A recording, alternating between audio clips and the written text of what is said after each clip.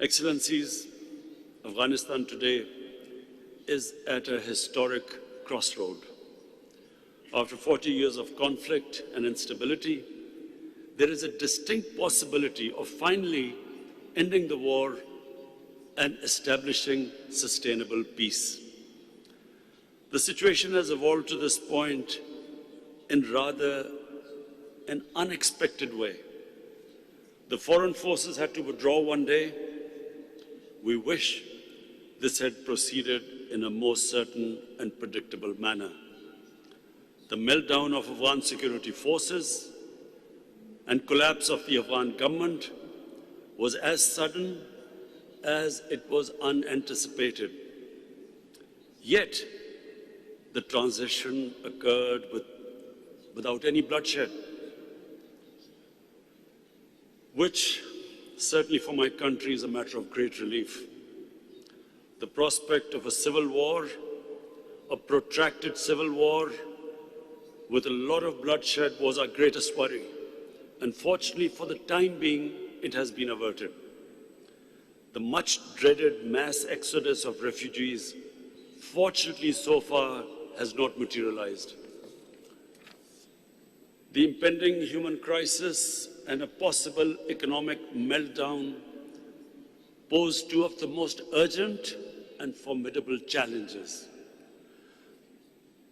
And the transition of Afghanistan from a country dependent upon foreign aid and an economy, a war economy, transition from that to a sustainable economy is going to be another huge challenge. Excellencies, at this moment, there are two stark choices before the international community: enhance engagement or abandon Afghanistan. And we all know, after the Soviets' withdrawal in 1989, when Afghanistan was abandoned, the consequences the people of Afghanistan suffered. Instability in Afghanistan, as rightly pointed out by one of our great poet, the great Allama Iqbal, it impacts the entire region. And stability in Afghanistan will benefit the region as a whole. Abandoning Afghanistan could take us back to an unstable situation resulting in civil strife, negative spillover effect on neighboring countries, outflow of refugees, rise in terrorist incidents, drug trafficking, and transnational organized crime. Engagement, therefore, in our view, is the only way forward. The international community must approach the new reality in Afghanistan with a new perspective, based on a realistic assessment and pragmatic approach. Our core collective interest has to be to help stabilize the security situation, prevent any renewed conflict, and prevent mass exodus. It is equally in our interest to ensure that Afghanistan does not again become a safe haven for terrorist entity. For this, the Taliban must take every measure to honor their commitments. The promise of an inclusive political structure should also be fulfilled. An inclusive political structure is vital for peace, and national reconciliation is extremely important for sustainable peace. At the same time, attempts to demonize the Taliban and fuel internal tensions should be rejected. Such a myopic and unwise approach being adopted by some will only compound the challenges, not resolve them.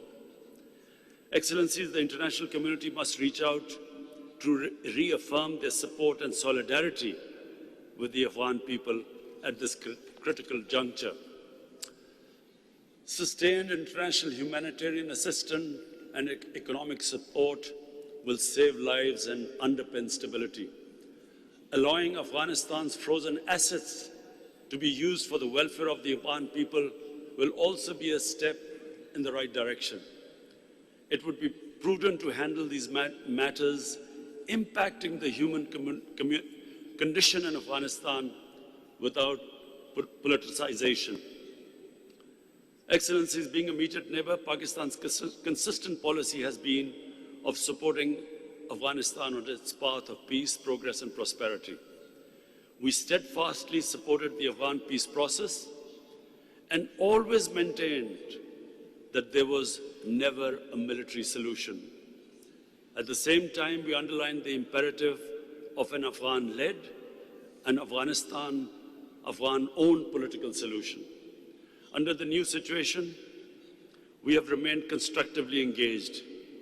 We kept our borders open to facilitate regular movement and let bilateral as well as transit trade flow.